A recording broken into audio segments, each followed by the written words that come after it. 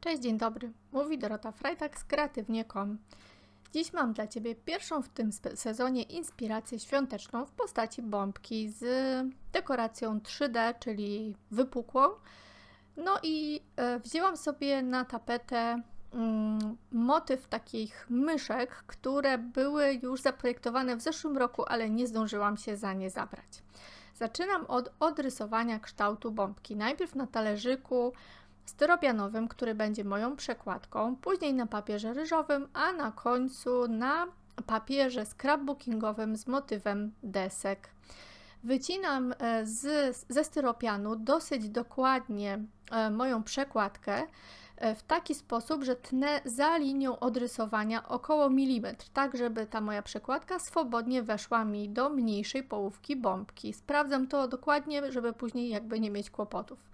Papier ryżowy mogę wyrwać, pozostawiając linię długopisa na zewnątrz. I teraz będę też wycinać kształt kółka z papieru w kształcie desek, ale celowo pomniejszam go o dobre 3 mm. Robię to na oko, staram się, żeby było równo i okrągło.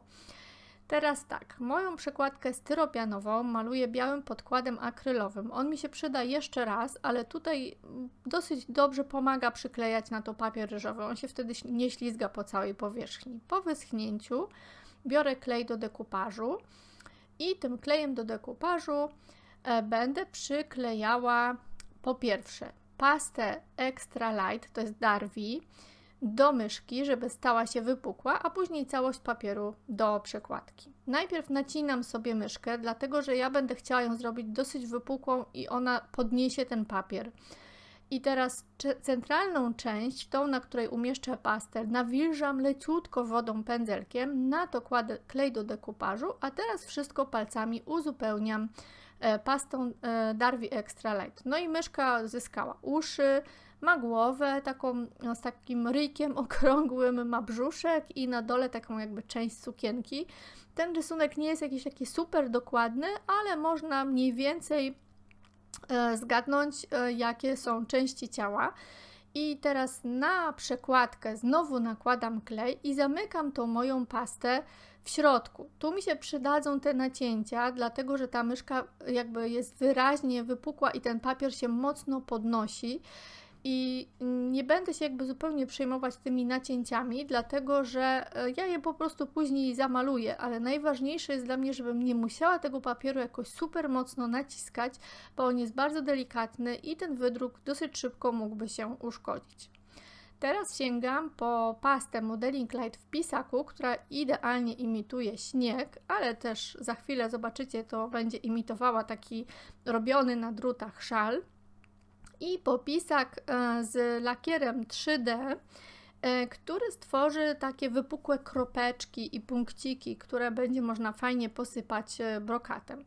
Czyli myszka robi na drutach, tu jej zrobiłam takie wypukłości właśnie tym pisakiem, czapeczkę też wypukłą i troszeczkę właśnie tutaj widać maluję tym żelem 3D po to, żeby lakier dużo piękniej się odbijał, znaczy nie tylko lakier, ale też brokat na bardzo przezroczystym, błyszczącym lakierze będzie wyglądał zjawiskowo. Koryguję sobie nacięcia i w tym momencie mogę wziąć biały, bezbarwny brokat i posypać wszystko tak, żeby zrobiło się skrzące i lśniące. I to jest moja pierwsza warstwa, ta przekładka, którą tutaj wykonałam, bo na tą przekładkę przyjdzie warstwa druga, która będzie imitować ścianę z wyciętą norką. Patrzę na szerokość, po pierwsze, gdzie ma się znaleźć wycięcie tej norki. I tą norkę wymyśliłam sobie, że to będzie w kształcie takich jakby zaokrąglonych drzwi, jak to zwykle w bajkach z myszkami bywa. I żeby to kółeczko na górze, to zaokrąglenie było równe, no to użyję po prostu szablonu, czyli ten owal na górze sobie odrysowuję z szablonu, a potem używam linijki i w ten sposób mam gotowe drzwi do wycięcia. Wycinam je po linii długopisu, no i mam w tej chwili przekładkę drugą, z której ta myszka będzie wystawać. I teraz tak, dookoła tych drzwi umieszczę sznureczek. żeby zrobić to bardzo precyzyjnie, ja używam kleju hobby i bardzo malutkich, blisko siebie ustawionych kropeczek.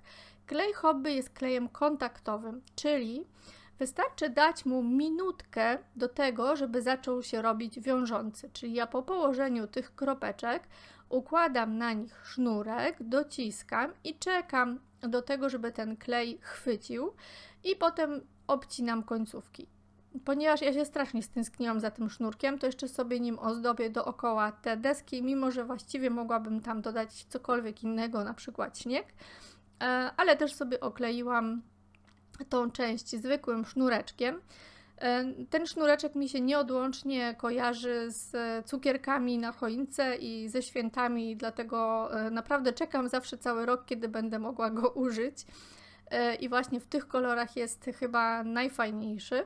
Także po przyklejeniu tego sznureczka robię takie dosyć wysokie przekładki z pasty Heavy Body Gel. Ta pasta Heavy Body Gel da nam takie wysokie podniesienie i to podniesienie można też jakby zastąpić przekładkami 3D gumowymi. W tym przypadku po prostu miałam ją pod ręką i robię kilka takich dosyć wysokich torcików.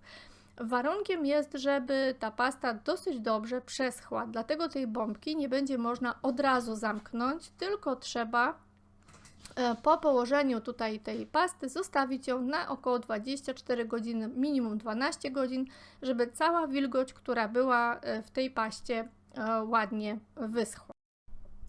Ja tego nie przyciskam za mocno, chodzi głównie o to, żeby jednak był dystans między tymi dwoma przekładkami i w momencie, kiedy właśnie mamy już ten etap zrobiony, ważne, zostawiamy do wyschnięcia, nie wkładamy do bombki, bo inaczej bombka nam po prostu od środka zaparuje i będzie to już później nie do ogarnięcia, bo będziemy ją pokrywać również pastą. Po wyschnięciu moją przekładkę umieszczam już docelowo w bombce.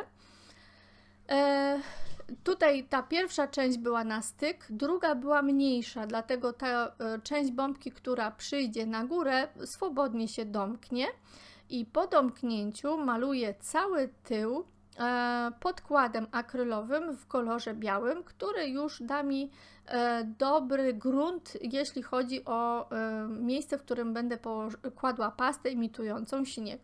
Czyli cały tył sobie zamalowuję również ten brzeg jakby niezbyt atrakcyjny łączenia bombki i również z przodu stawiam takie drobne stempelki, które będą coraz delikatniejsze, tak jakby popruszył śnieg, nie? Czyli jakby tutaj staram się to zrobić bardzo delikatnie. Zostawiam to do wyschnięcia, tu się bardzo przydaje chociażby resztka po taśmie klejącej, czyli ta tekturka, na której to swobodnie można odłożyć i po wyschnięciu sięgam po pastę Modeling Light, ale tym razem jest to pasta z pudełeczka, nie z pisaka. Jest bardzo lekka, nie obciąży bombki, jest biała, ale też nie taka super śnieżno-biała, więc jakby można ją nałożyć w większej i mniejszej ilości. No jest alternatywą do pasty śniegowej, nie jest ziarnista, ale swobodnie można nią operować właśnie w taki sposób strukturalny i na koniec wszystko posypuję brokatem. No i moja pierwsza w sezonie bombka jest gotowa. Linki do produktów znajdziesz w opisie filmu. Pamiętaj, że będziesz mieć informacje na temat wszystkich moich nowych filmów, klikając na taki dzwoneczek na YouTubie, czyli po prostu poprzez subskrypcję. Do zobaczenia w kolejnym filmie.